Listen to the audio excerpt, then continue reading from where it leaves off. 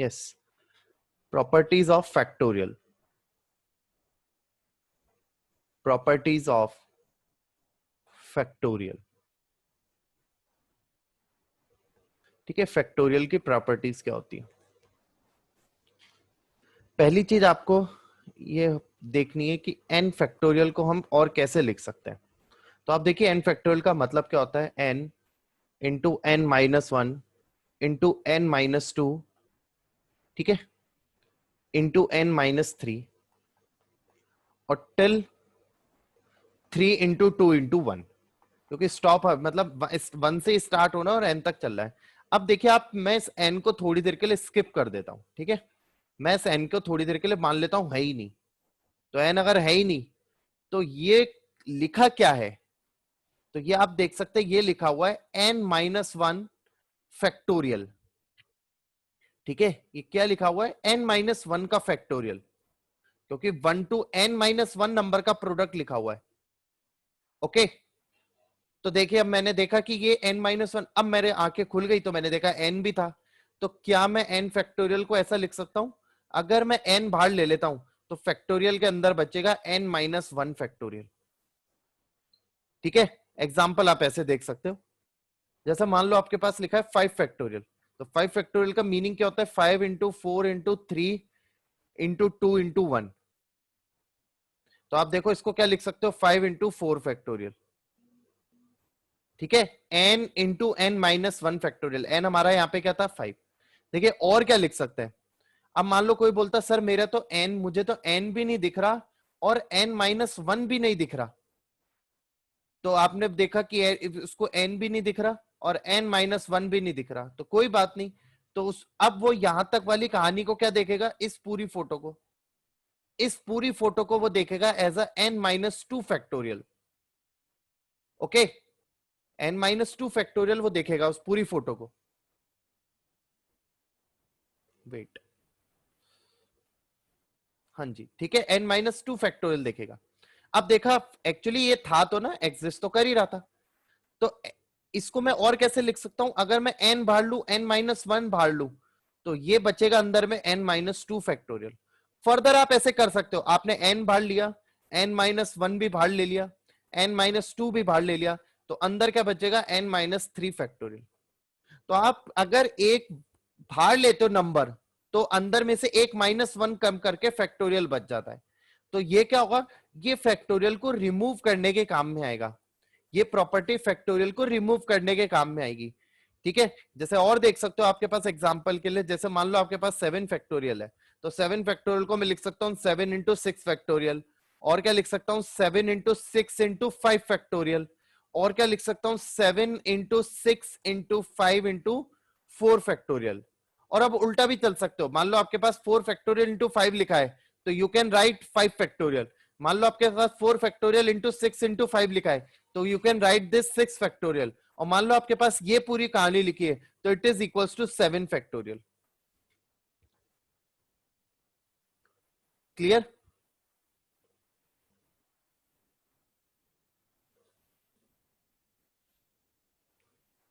तो ये important property होती है, n इंटू एन बाहर लोगे तो n into n minus one factorial, फिर आपने n माइनस वन भी बाहर लिया तो n factorial is equals to n into n minus one into n minus two factorial. ये सब n फैक्टोरियल को लिखने के वे हैं। ठीक है, ये सब n फैक्टोरियल को लिखने के वे हैं।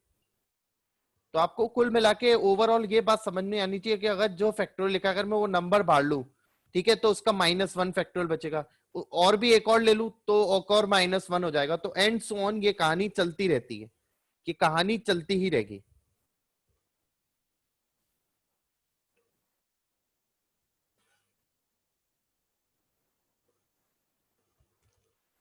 ठीक है, ये एन फैक्टोरियल को लिखने का एक वे था।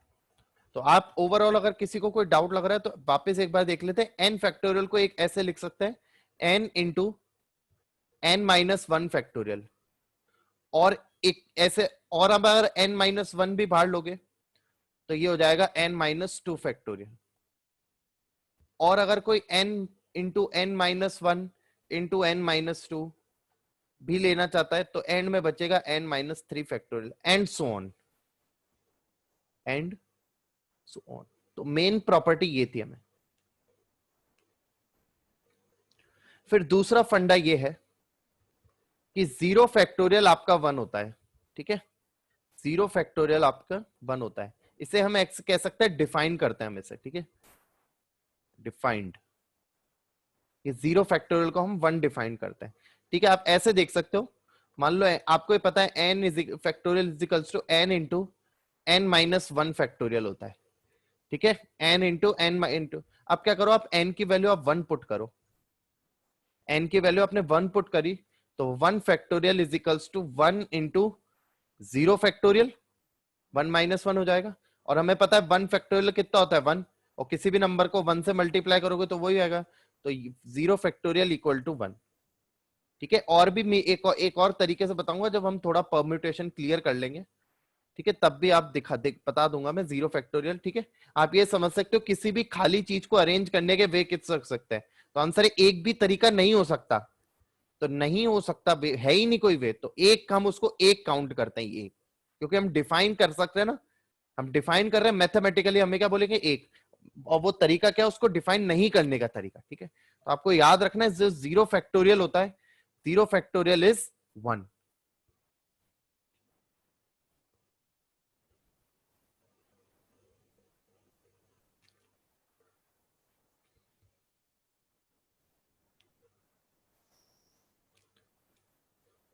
तो आपको ये दो ही फंडे क्लियर होने चाहिए, दो ही फंडे इंपॉर्टेंट है।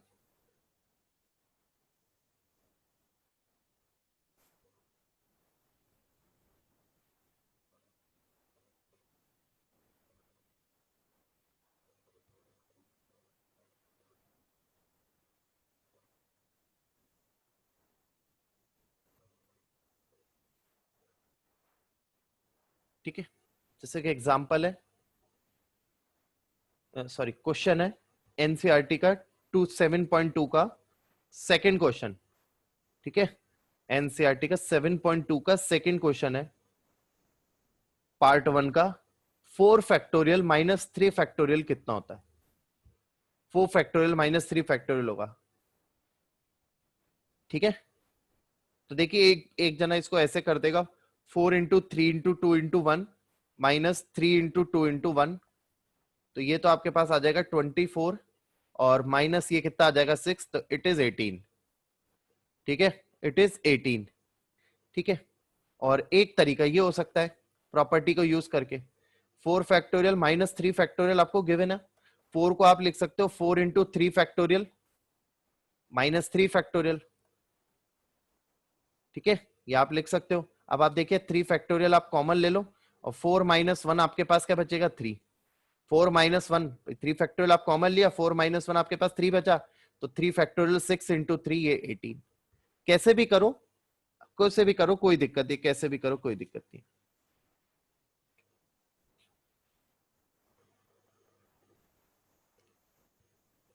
फिर एक क्वेश्चन नंबर सेकंड, फिर 7.2 का क्वेश्चन नंबर 2 है, वो ये कह रहा है is 3 factorial +4 factorial is equals to 7 factorial, क्या आपको ये बताना है क्या ये ट्रू है। तो आपने एलएचएस लिया, तो एलएचएस में आप देखोगे 3 फैक्टोरियल आपने सॉल्व किया, 3 × 2 × 1, ये आपका आएगा बेटा 6, आपने 4 फैक्टोरियल सॉल्व किया, तो ये आएगा 3 फैक्टोरियल × 4, 3 फैक्टोरियल अभी हमने निकाल लिया, तो 6 × 4, ये आपको आ जाने चाहिए, रट जाने चाहिए 7 फैक्टोरियल, ठीक है, 6 फैक्टोरियल तक, ये 24, तो अब देखोगे आप 3 factorial plus, sorry 3 factorial +4 factorial, तो ये आ जाएगा 24 + 6, दैट इज 30, और आरएचएस हम देखेंगे 7 फैक्टोरियल है, तो 7 फैक्टोरियल तो हमने स्टार्टिंग में देखा था, वो आया था हमारे पास आई थिंक 5040 है ना, 5040, ठीक है, 7 फैक्टोरियल हमने देखा था, हाँ 5040 आ रहा है, तो 7 फैक्टोरियल 5040, तो इंप्लाइज करेगा ये कि 3 factorial +4 factorial is equals to 7 factorial is not true, is not true.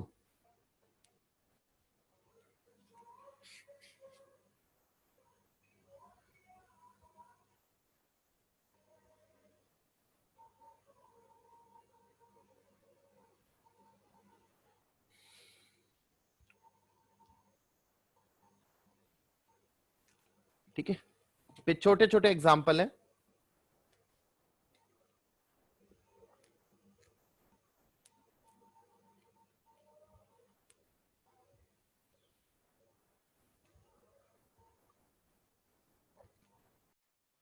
ठीक है, नेक्स्ट क्वेश्चन है आपको, कंप्यूट पहला 13 फैक्टोरियल, 13 मत करो आप, इसको ले लो 8 फैक्टोरियल डिवाइड बाय 5 फैक्टोरियल। ठीक है, और सेकंड आपका है 13 फैक्टोरियल 10 फैक्टोरियल 3 फैक्टोरियल। आपको दो वैल्यू कंप्यूट करनी है। ओके, ठीक है, एनसीईआरटी के एग्जाम्पल की तरह, एनसीईआरटी का एक एग्जाम्पल है लाइक उसकी तरह, सेकंड एग्जाम्पल है एनसीईआरटी का, उस नहीं सिक्स्थ एग्जाम्पल, एग्जाम्पल नंबर 6। ठीक है, जस्ट लाइक एग्जाम्पल नंबर 6 जैसा है। ठीक है,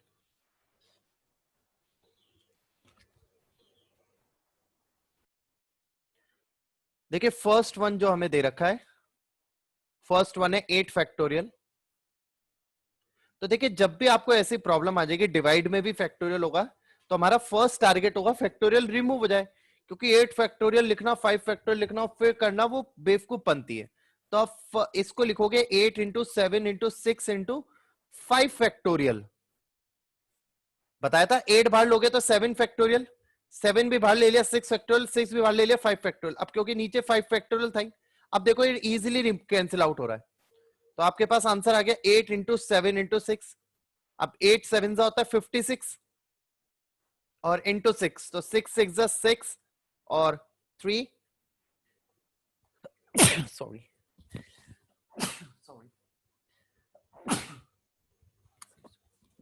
336। तो 336 is the answer of the first part.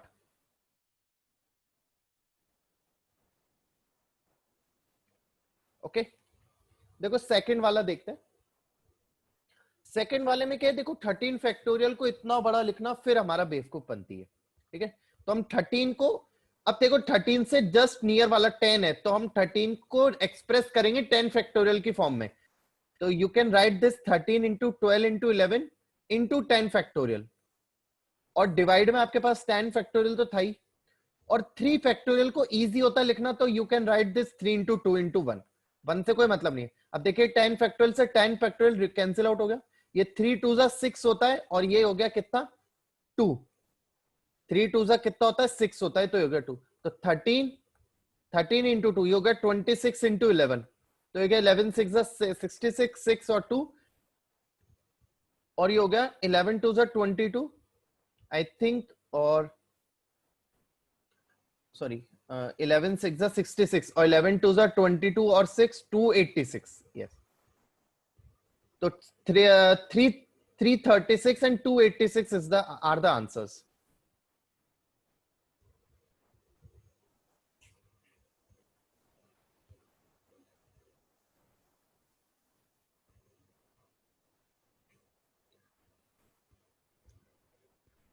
Okay, next question है क्वेश्चन नंबर 7.2 का, क्वेश्चन नंबर 5 का सेकंड पार्ट। ठीक है, evaluate n factorial upon n minus r factorial when n is equals to 9 and r is equals to 5. Comment your answer.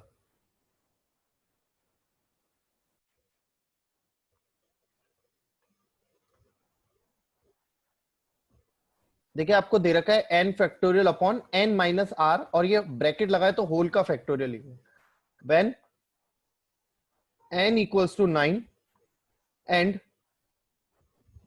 r equals to 5। तो आपने put किया, तो 9 factorial upon 9 minus 5 factorial, तो आपके पास क्या आ गया 9 फैक्टोरियल अपॉन 4 फैक्टोरियल। तो आपने कहानी को क्या लिखा, 9 इंटू 8 इंटू 7 इंटू 6 इंटू 5 और इंटू 4 फैक्टोरियल। ठीक है, और ये 4 फैक्टोरियल था ही, कैंसिल आउट हो गया। तो बस अब आप मल्टीप्लाई करके देख ले कितना आ रहा है, ठीक है, वो आपका आंसर होगा जो भी आएगा ये मल्टीप्लाई करके।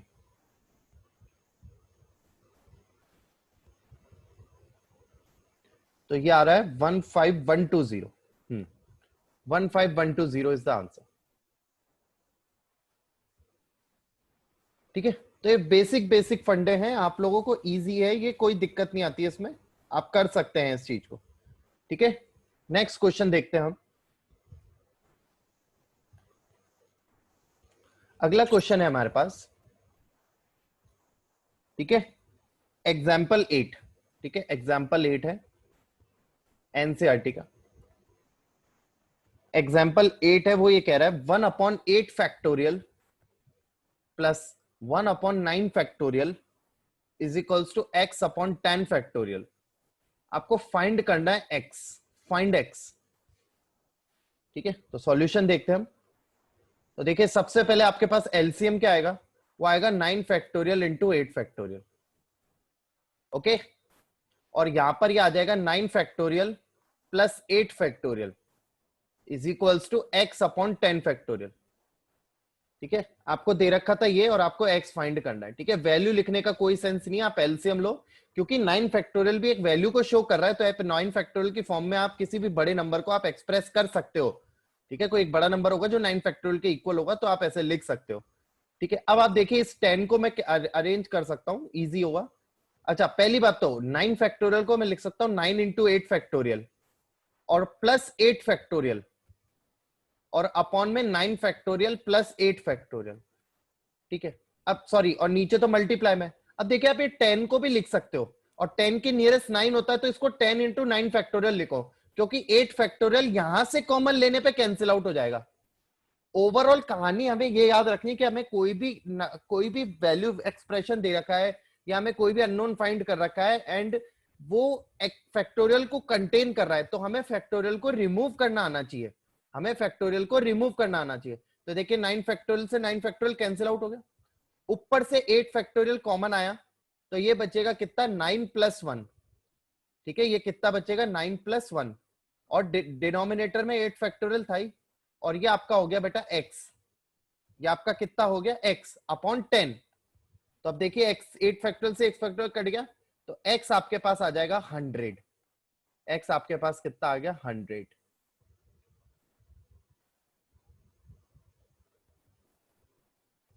वापस रिपीट कर रहा हूं, मैंने 8 फैक्टोरियल 9 फैक्टोरियल था, इनका एलसीएम लिया 9 फैक्टोरियल इंटू 8 फैक्टोरियल। ठीक है, यहाँ पे 1 से मल्टीप्लाई करने पे 9 factorial plus 8 factorial is equals to x upon 10 factorial. अब देखिए 9 8 फैक्टोरियल है, और अगर फैक्टोरियल हमें रिमूव करना है तो कॉमन लो, फिर कैंसिल आउट होगा, तो कॉमन लेने के लिए 9 फैक्टोरियल को लिखा 9 इंटू 8 फैक्टोरियल। ठीक है, और इसको तो एज इट इज रहने दिया, और यहाँ पे 10 फैक्टोरियल को मैंने लिख लिया 10 इंटू 9 फैक्टोरियल। 9 फैक्टोरियल से 9 फैक्टोरियल कैंसिल आउट हो गया। ओके, 9 फैक्टोरियल से 9 फैक्टोरियल कैंसिल आउट हो गया, ऊपर से 8 फैक्टोरियल कॉमन ले लिया, तो 9 प्लस 1 10, और ये 10 इंटू 10 x इक्वल टू 100 आपके पास।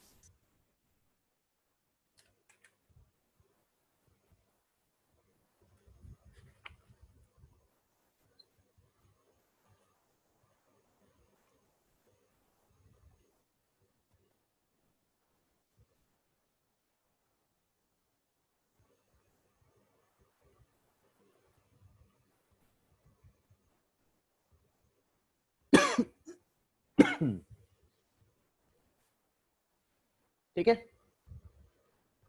तो आप 7.2 में एक दो क्वेश्चन जो बचा आप उसको ट्राई कीजिएगा, और अगर कोई डाउट है तो आप उससे पूछ लीजिएगा। ठीक है, एक दो क्वेश्चन से बचा है, जितने भी टाइप्स के थे वो हमने डिस्कस कर लिए क्वेश्चन। ठीक है, अब हम बात करते हैं एनपीआर पे। ठीक है, जो हमने डिस्कस किया था ना, एन परम्यूटेशन आपको समझ में आ गया होगा। ठीक है, एनपीआर का मीनिंग क्या होता है, लास्ट क्लास में हमने डिस्कस किया था। एनपीआर का मीनिंग होता है each of different arrangement which can be made by taking some और ऑल ऑफ थिंग्स कैन। ठीक है, एनपीआर का ये था। ठीक है, और हम अरेंजमेंट को एनपीआर से डिनोट करते हैं। ठीक है, एनपीआर। ठीक है, वापस एक बार लिख देता हूं, एनपीआर हमारा क्या था, arrange arrange r things from n number of things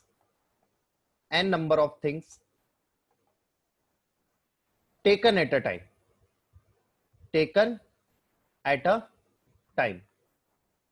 और डिफरेंट है ये, ठीक है। आर डिफरेंट थिंग्स और एन डिफरेंट थिंग्स है, ठीक है। आर भी डिफरेंट थिंग्स है और एन भी डिफरेंट थिंग्स है, बट आपको ये पता है जो आर होगा वो 0 से लेके एन के बीच में होगा, ठीक है।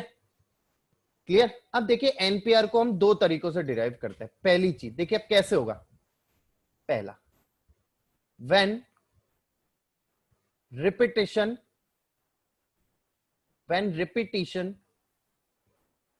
इज अलाउड, रिपीटिशन ऑफ मतलब किसी भी चीज का रिपीटिशन थिंग का अलाउ हो, ठीक है। तो कैसे एनपीआर होगा, ठीक है।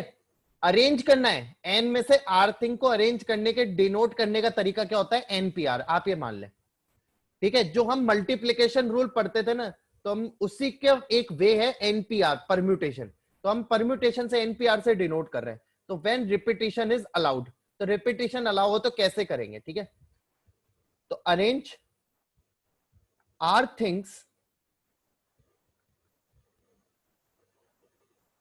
from n number of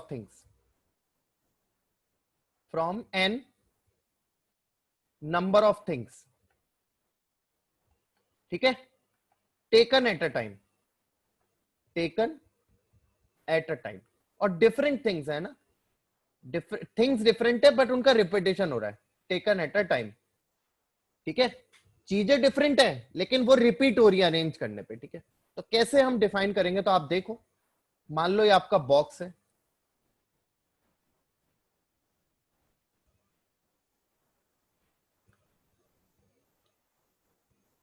ठीक है। आपको आर थिंग्स को अरेंज करना है, ठीक है। आर थिंग्स को अरेंज करना है, ठीक है। एन थिंग में से टोटल कितनी थिंग्स है, एन है। तो ये आपके पास देखो 1 2 3 4, आप आर थिंग्स को अरेंज कर रहे हो ना, तो आर थिंग्स को आप अरेंज कर रहे हो तो आप ऐसे देखो, और ये चल के ये हो जाएगा R-2 R-1 और ये आर। इनकी पोजीशन के नाम दे दिए, ये फर्स्ट पोजीशन है, सेकंड पोजीशन है, थर्ड है, ये फोर्थ है, ऐसे चलते चलते R-2 हो गया, R-1 हो गया आर, क्योंकि आप आर थिंग्स को अरेंज कर सकते हो, ठीक है। अब रिपीटिशन अलाउ है, वो क्या कह रहा है, रिपीटिशन अलाउ है। तो आप देखिए यहां पर कितने आ सकते हैं, आंसर है एन आ सकते हैं, सारे के सारे आ सकते हैं। अब यहां पर जो आ गया वो वापस दूसरी जगह भी आ सकता है, क्यों, क्योंकि रिपीटिशन अलाउ है। यहां पर फर्स्ट पोजीशन पे आने वालों की पॉसिबिलिटी कितनी है, एन, क्योंकि हमारे पास नंबर ऑफ थिंग्स कितनी है, एन। नंबर ऑफ थिंग्स कितने हैं, एन। यहां पर भी हमारे पास कितने आ सकते हैं, एन। यहां पर भी हमारे पास कितने आ सकते हैं, एन, क्योंकि रिपीटिशन अलाउ है। यहां पर भी हमारे पास कितने आ सकते हैं, एन। तो ऐसे सब जगह कितने आ सकते हैं, एन। तो जब जब हमें आर थिंग्स को अरेंज करना होगा एन थिंग्स में से और रिपीटिशन अलाउ होगा, तो आप देखिए ये बन क्या रहा है। अब आप मल्टीप्लीकेशन रूल लगाओ, तो n into n into n into कहां तक, आर टाइम्स, क्योंकि आर चीजों को अरेंज कर रहे थे। तो जो एनपीआर बनेगा रिपीटिशन अलाउ में, वो बनेगा n raise to the power r. आप दोनों केस को समझना, फिर आपको पता लग जाएगा कैसे चीजों में दोनों में डिफरेंस हम करेंगे, ठीक है। आप दोनों चीजों को समझना। अब वापिस मैं रिपीट कर देता हूं, रिपीटिशन अलाउ था, टोटल आर चीजों को अरेंज करना है, तो मैंने आर बॉक्सेस ले लिए, देखो आर बॉक्सेस ले लिए, क्योंकि आर चीजों को अरेंज करना है, टोटल एन है।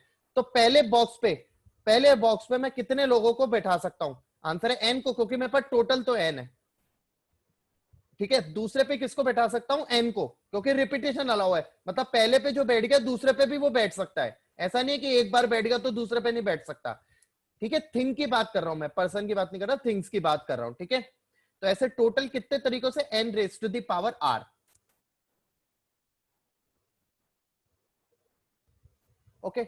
अब दूसरा केस है repetition not allowed, repetition things of repetition not allowed.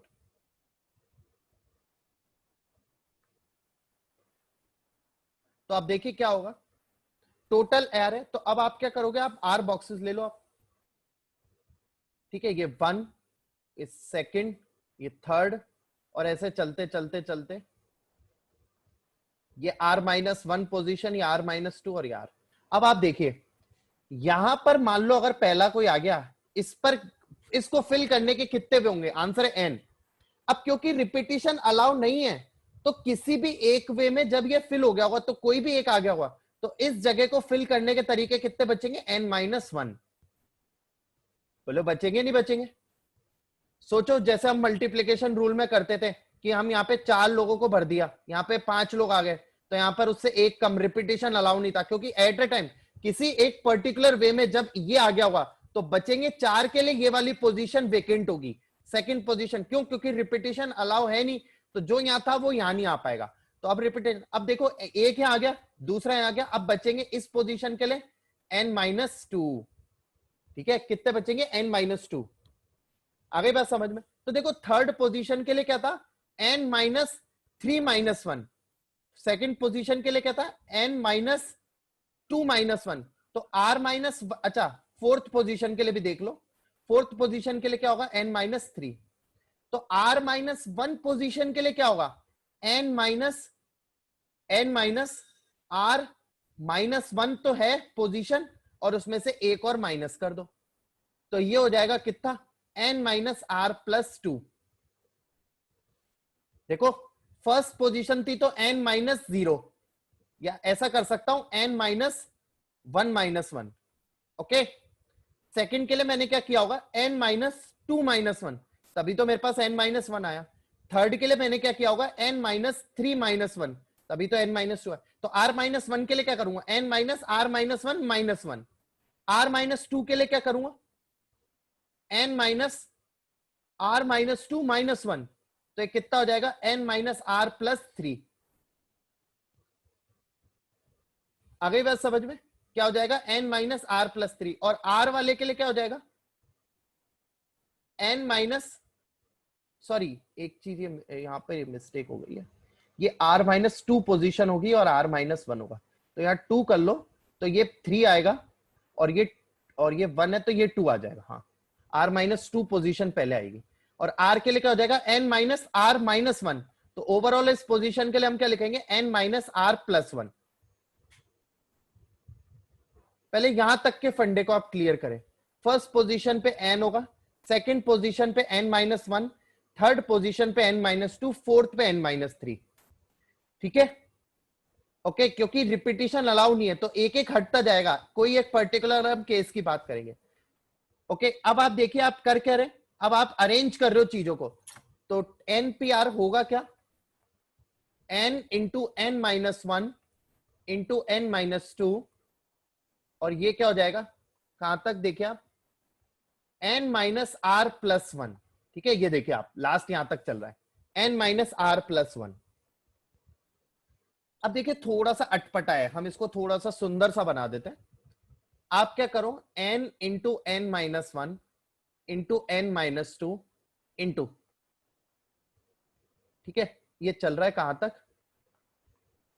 n-r+1 तक। ठीक है, ओके। अच्छा, इसके बाद होगा क्या? इसके बाद आएगा n-r, उसके बाद आएगा n-r-1। ठीक है, ये आएगा। उसके बाद क्या आएगा? n-r-2। आप एक कम करते जा रहे हो, ठीक है, हम करते थे ना, और यहां से लेके चलते चलते आखिरी में क्या आएगा? 3 इंटू 2 इंटू 1। तो आपने, आपके पास तो ये फोटो थी ना, ये तो आपने एक्स्ट्रा लगाई है, तो अगर ये आपने मल्टीप्लाई में एक्स्ट्रा लगाई है तो आपको इसे डिवाइड भी करना पड़ेगा। 1 इंटू 3 इंटू 3 कहां तक? n-r-2 भी था, n-r-1 है, और लास्ट में है n-r। जो आपने मल्टीप्लाई करा वो आपने डिवाइड कर दिया, क्योंकि हमें सिस्टम को बैलेंस लेके चलना है। अब देखिए पूरी फोटो ऊपर से यहां से लेके यहां तक, ये क्या है? 1 इंटू 2 इंटू 3, और ये बीच में पूरा चलता हुआ, ये ऊपर लिखा हुआ है n-, और नीचे क्या लिखा हुआ है? 1 से लेके n-r, तो ये लिखा हुआ है n-r। तो ये आपका हो गया NPR का फॉर्मूला जब रिपीटिशन अलाउ नहीं है। Repetition is not allowed, repetition is not allowed. तो आपको ओवरऑल फॉर्मूले क्लियर होने, फॉर्मूले क्लियर हो जाएंगे, क्लियर होने। रिपीटिशन अलाउ नहीं होगा तो ये लगाएंगे, और रिपीटिशन अलाउ होगा तो ये फाइंड आउट, ये लगाएंगे n⁻⁻r।